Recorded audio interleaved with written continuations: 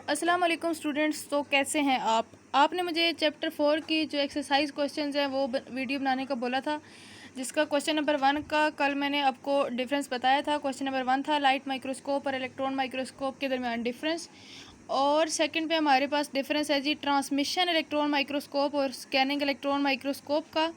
Transmission electron microscope और scanning electron microscope basically जो हमारे पास इलेक्ट्रॉन माइक्रोस्कोप है उसकी टाइप्स हैं। तो हम जो है इनका डिफरेंस देखेंगे 1 बाय 1 पॉइंट टू पॉइंट।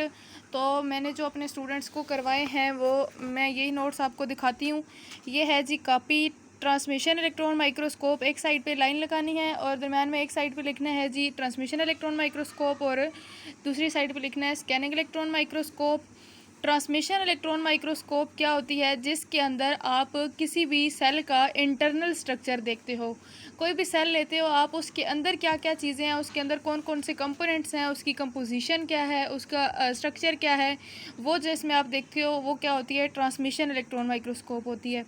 और स्कैनिंग इलेक्ट्रॉन माइक्रोस्कोप क्या होती है? सेल के अपर साइड पे या सेल की सरफेस पे क्या क्या चीज़ें प्रेजेंट हैं, या सेल की जो ऊपर वाली सरफेस है उस पर क्या क्या चीज़ें हैं वो आप स्टडी करते हो इसके अंदर स्कैनिंग इलेक्ट्रॉन माइक्रोस्कोप के अंदर।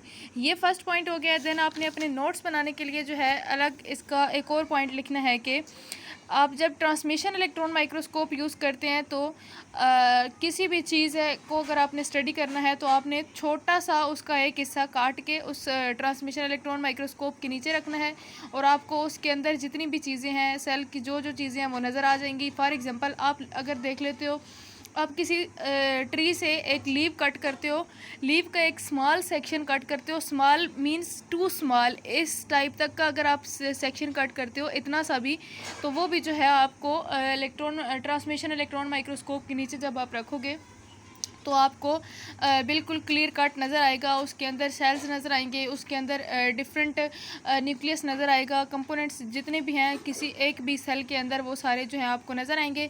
देन आपने क्या देखना है कि जो स्कैनिंग इलेक्ट्रॉन माइक्रोस्कोप क्या होती है, ये किसी भी चीज़ का 3 डायमेंशनल जो स्ट्रक्चर होती है, ये जो 3 डायमेंशनल सरफेस होती है वो दिखाती है। तो ये डिफरेंस हो गया आपके पास ट्रांसमिशन इलेक्ट्रॉन माइक्रोस्कोप और स्कैनिंग इलेक्ट्रॉन माइक्रोस्कोप का। तो नेक्स्ट क्वेश्चन आपके पास यहाँ पे आता है जी वायरसेस एंड प्रायोन्स के दरमियान जो है आपने डिफरेंस करना है, differentiate between viruses and prions. तो वायरसेस क्या होते हैं? वायरसेस जो हैं एक सेलुलर होते हैं, एक सब सेलुलर होते हैं और एक सेलुलर होते हैं। सेलुलर मींस कि जिनके अंदर सेल्स नहीं होते, ए सेलुलर स्ट्रक्चर्स होते हैं, और ये हमारे पास 5 किंगडम क्लासिफिकेशन में नहीं आते। देन हम जब इसको स्टडी करते हैं तो हम कहते हैं कि ये ए सेलुलर स्ट्रक्चर हैं, ये 5 किंगडम क्लासिफिकेशन में कोई भी ऐसा किंगडम नहीं है जिनके अंदर हम जो है वायरसेस को प्लेस कर सकें। तो नेक्स्ट हमारे पास जो आता है वायरसेस क्या होते हैं? ऐसे पार्टिकल्स होते हैं जिनके दरमियान स्ट्रक्चरल करेक्टरिस्टिक्स जो होती हैं सेल की वो नहीं होती। देन हमारे पास आ जाता है they can not carry out metabolic activities independently. जो मेटाबॉलिज्म हो रहा होता है, ये जो मेटाबॉलिक एक्टिविटीज़ होती हैं वो किसी भी वायरसेस के दरमियान जो है वो इंडिपेंडेंटली नहीं हो सकती।